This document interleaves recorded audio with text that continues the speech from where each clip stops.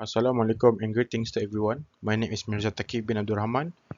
I'm a student of Shopfloor Supervision from University Malaysia Pahang, and today I would like to present about the introduction of safety education and skill training. And this is my full name, Mirza Thaqif bin Abdul Rahman, and my ID number is VB22016. In this presentation, the objective is to provide an overview of safety education and skill training, which means I'm going to discuss and explain to you what is safety education and skill training really means. Secondly, I will discuss their importance in our workplace. And lastly is how they can be implemented in the workplace. And firstly, I would like to show the statistic and analysis of safety education and skill training. This is one of the analysis that was made by Dr. Hui Ni Ao Yong. As you can see on the left side, the number of reported accidents from the year 2000 until 2009, we can see the pattern is decreasing year by year. And for on the figure 2 on the right is the industrial accident rate from 2000 until 2008. And as we can see, from 2000 it is 154, and then on 2001 it was increased, and on the third year 2002 it was slightly more than 2000 year 2000, and then it starts to going down and decreasing. As you can see here, there are a few also statistics and analysis that I found on the internet. First is a study by International Labour Organization found that vocational training programs in Indonesia led to 13% increase in the probability of finding employment for participants. Here, which means that vocational training programs, which mostly train people who participate mostly on their skill training, and they get an 13% increase of likelihood to be employed. Secondly is a report by World Economic Forum estimated by 2022, 54% of all employees will require a significant amount of re and upskilling, which means that by 2022, almost half of the employees should be trained to improve their skill by a significant amount. And the third is a study by the Asian Development Bank found that participants in skill training program in Sri Lanka experience an average income increase of 35% after completing the training. Mm,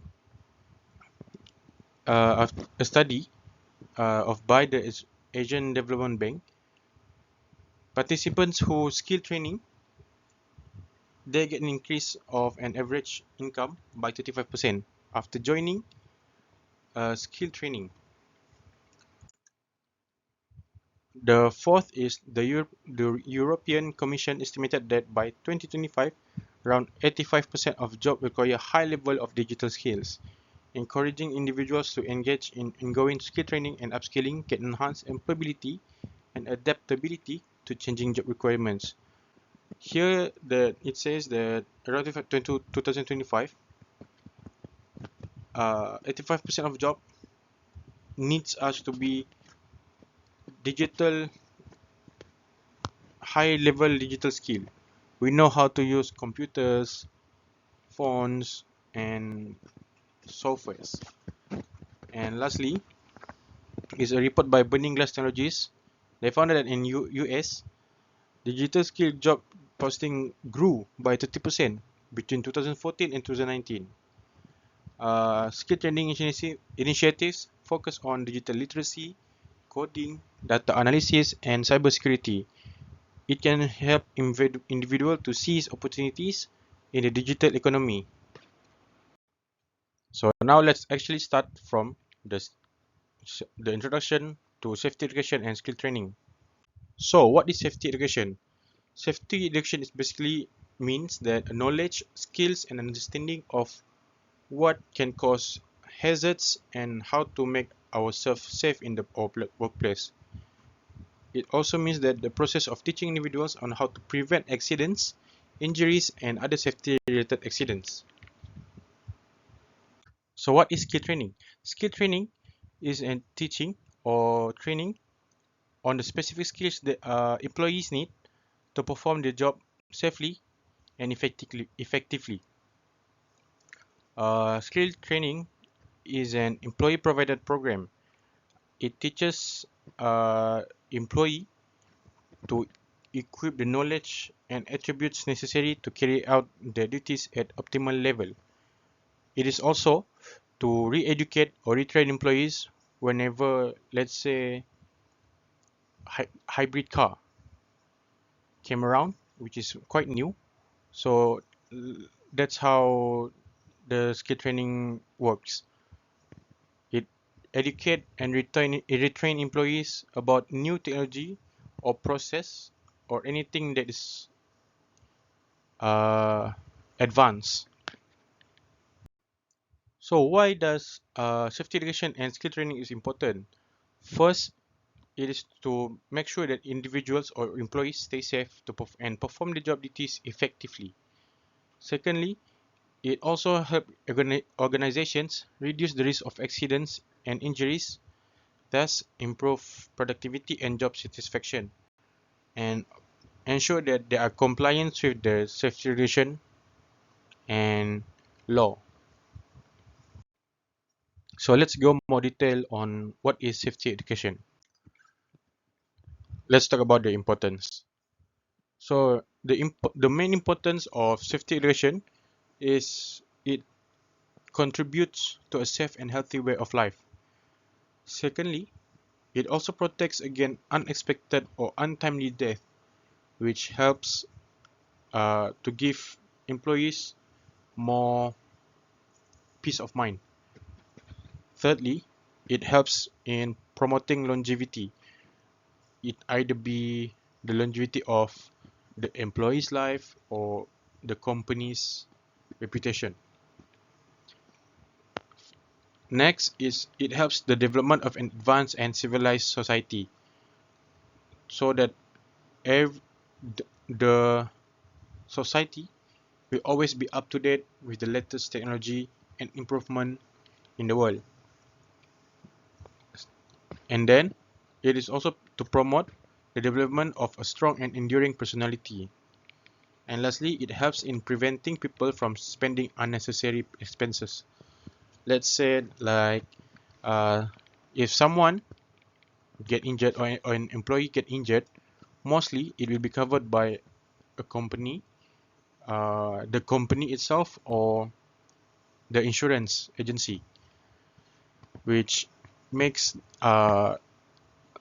spending something on spending on something that is something that we can prevent.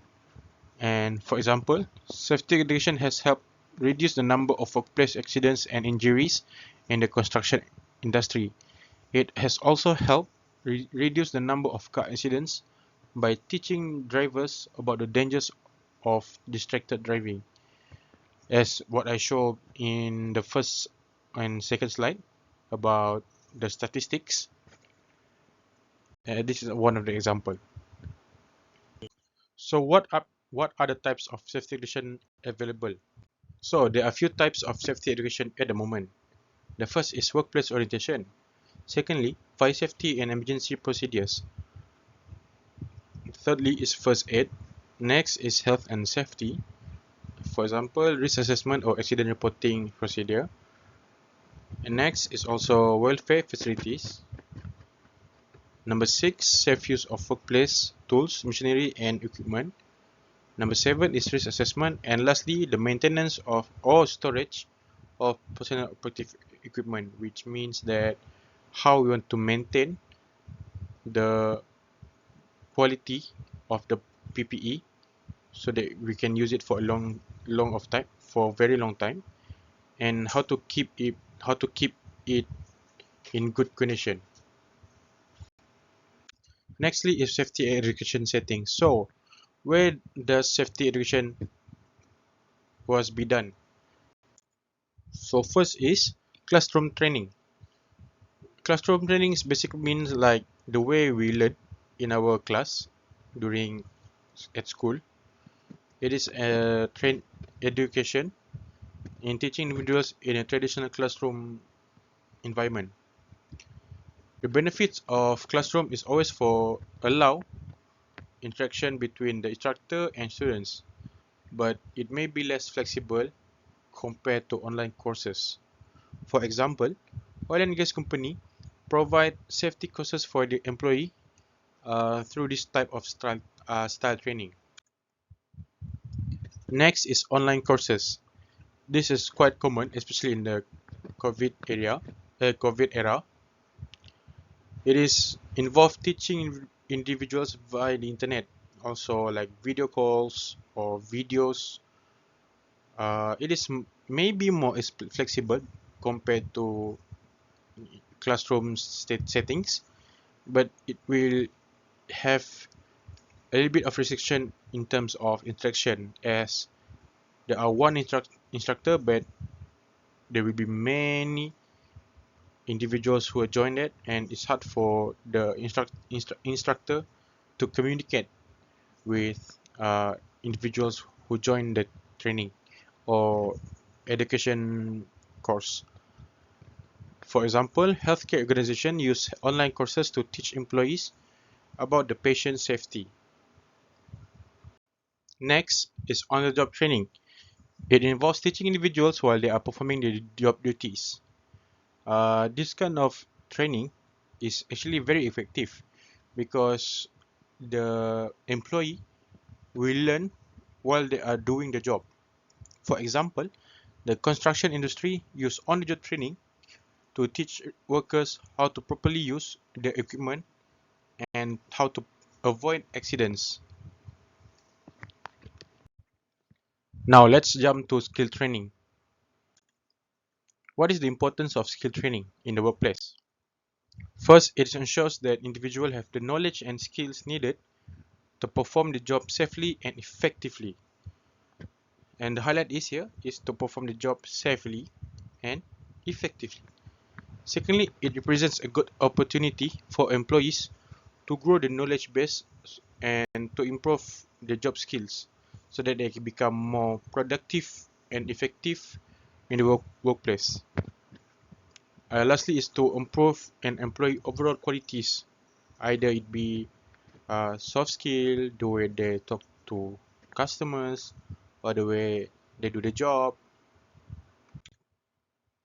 So what are the types of skill training that are available?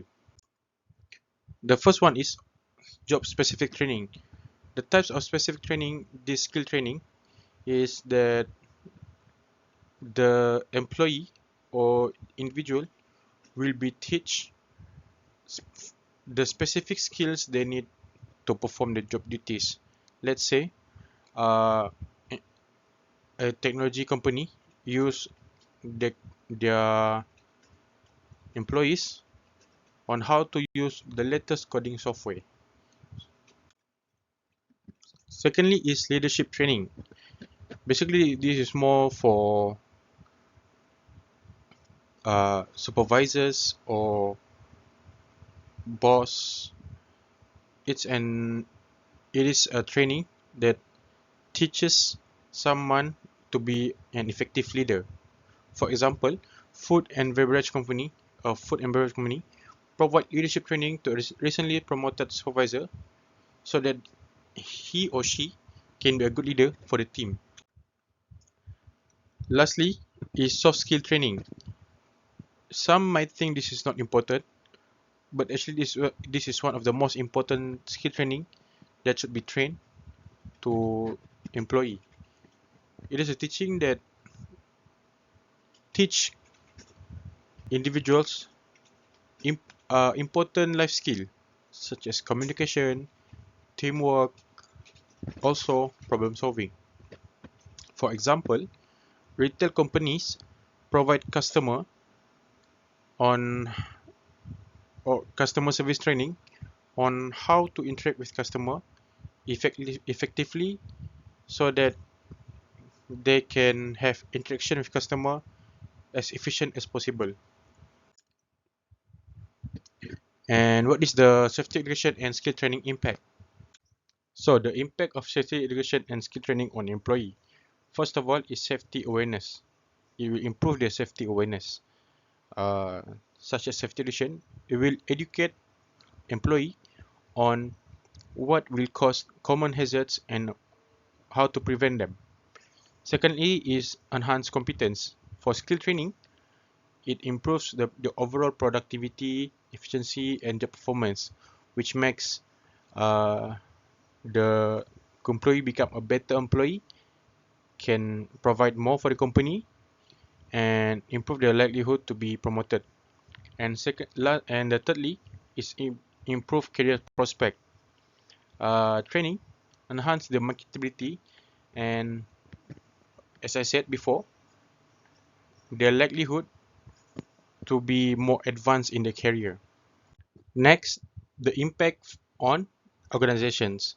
First of all, accidents and injuries will be reduced, which also leads directly to reduced compensation costs, which usually gives a huge impact on the organization budget. Secondly, is compliance with regulation. Uh, it makes sure that the organization follow the rules and regulations that was given by a higher ranking, such as OSHA or by the law. And thirdly is enhanced reputation. By having an improved or a company or organization that prioritize in safety, it will improve the organization's image, and it will attract someone who have talent to work with them, which also increase um, the job, or employee amount.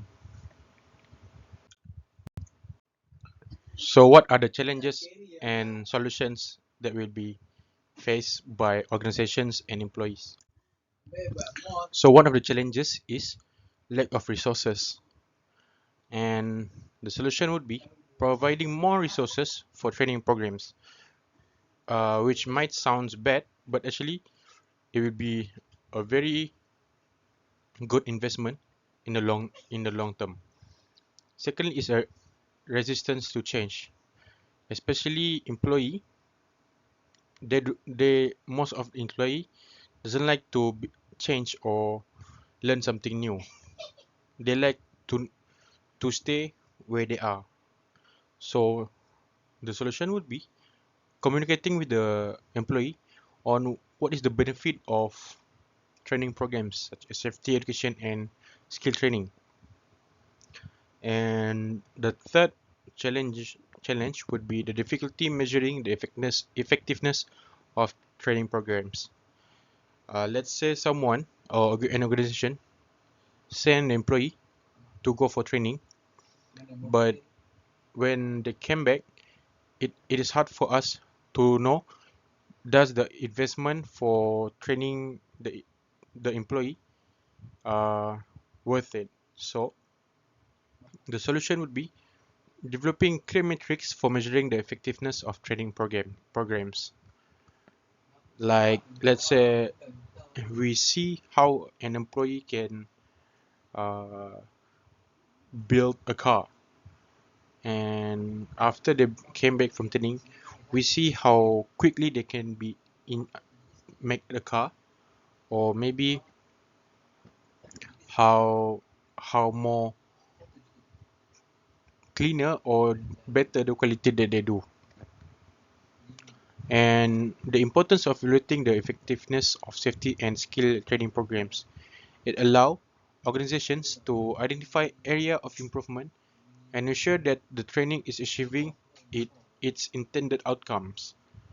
It here means that it is allowed organization to know which part in certain employee or work they can improve, so that the training will actually be beneficial for them. So, the conclusion is safety education and skill training are critical for workplace success.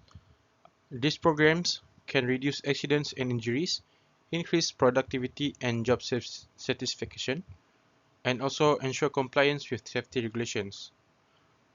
I think organizations should invest in training programs and evaluate their effectiveness regularly and prioritize the development of a safe and productive workforce.